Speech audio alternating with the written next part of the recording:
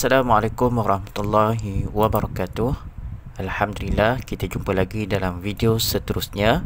Kali ini Ustaz akan membincangkan salah satu daripada tajuk sirah pendidikan Islam tahun 6, iaitu perkembangan Islam selepas pembukaan kota Mekah. Selamat menonton.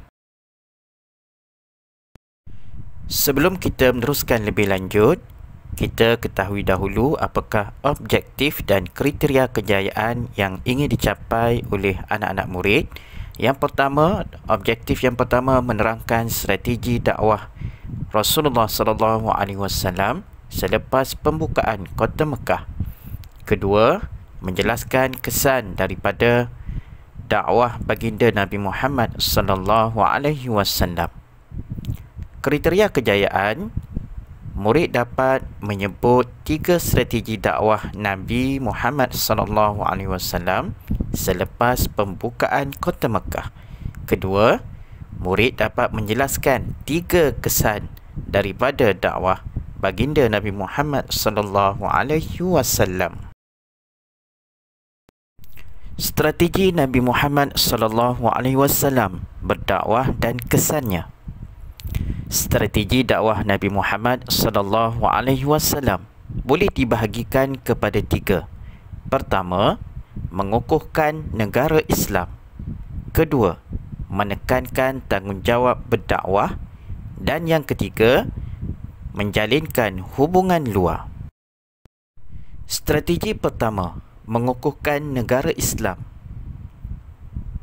Nabi Muhammad SAW membentuk masyarakat mengikut acuan Islam dengan cara menghapuskan amalan jahiliah, melengkapkan kaum muslimin dengan ilmu agama, menekankan amalan tidak mensyirikkan Allah Subhanahu Wa Taala dan taat kepada Nabi, mengukuhkan persaudaraan dan menjauhi larangan seperti membunuh dan berzina.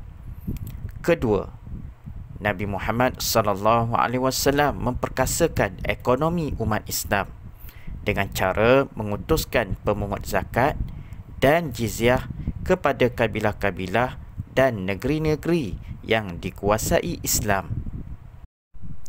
Strategi kedua, menekankan tanggungjawab berdakwah. Peranan menyampaikan kebenaran Islam dipikul oleh setiap Muslim, sama ada lelaki ataupun perempuan.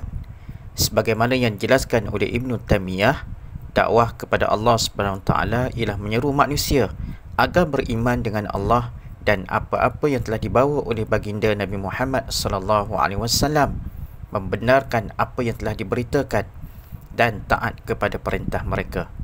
Justru menjadi satu kewajipan kepada seorang Muslim untuk menunjukkan suri tauladan yang baik melalui akhlak dan perbuatan, dalam pada masa yang sama menyampaikan ilmu dengan tujuan mengajak manusia lain menuju ke jalan yang benar yang diredai oleh Allah Subhanahu Wa Taala. Kedua, saling berganding bahu mempertahankan kesucian Islam, sama ada daripada ancaman luar ataupun ancaman dalam. Strategi ketiga, menjalinkan hubungan luar. Nabi Muhammad SAW menghantar utusan dan gubernur. Para utusan dihantar kepada kabilah-kabilah Arab dan ditugaskan berdakwah serta menyeru mereka memeluk Islam. Manakala para gubernur dilantik untuk dihantar ke negeri-negeri yang dikuasai Islam dan ditugaskan untuk berdakwah serta mengajar tentang Islam. Nabi Muhammad SAW turut menerima kedatangan delegasi dan kabilah Arab. Baginda menerima kunjungan mereka yang berhasrat memeluk Islam. Kesan daripada dakwah baginda Nabi Muhammad SAW. Pertama, terbentuk masyarakat Islam yang teguh. Ketokohan baginda Nabi Muhammad SAW dalam kepimpinan terselah melalui kebijaksanaan dalam politik.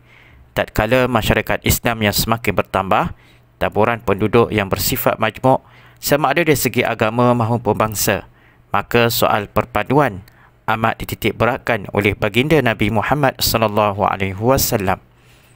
Kedua, negara Islam semakin kukuh kerana setiap Muslim sanggup berkorban tenaga dan harta demi mempertahankan kesucian Islam dan negara. Yang ketiga, ramai memeluk Islam kerana setiap orang berperanan menyebarkan Islam dan pengaruh Islam semakin meluas di semenanjung Arab. Alhamdulillah, anak-anak telah pun selesai melihat video sehingga akhir. Semoga video yang disediakan dapat membantu anak-anak mengulang kaji pelajaran di rumah. Dan nantikan sambungan video bahagian 2 untuk tajuk Sirah Perkembangan Islam selepas pembukaan Kota Mekah. Akhir kalam daripada Ustaz, renungkan diri anda pada masa lalu, pada masa kini dan pada masa hadapan. Kerana pengetahuan yang paling berharga adalah pengetahuan tentang dirinya sendiri. Siapa yang berhasil mengenai sifat dirinya, maka dia berpotensi mengenal sifat Tuhannya. Akhir, kita jumpa lagi dalam video yang akan datang. Assalamualaikum warahmatullahi wabarakatuh.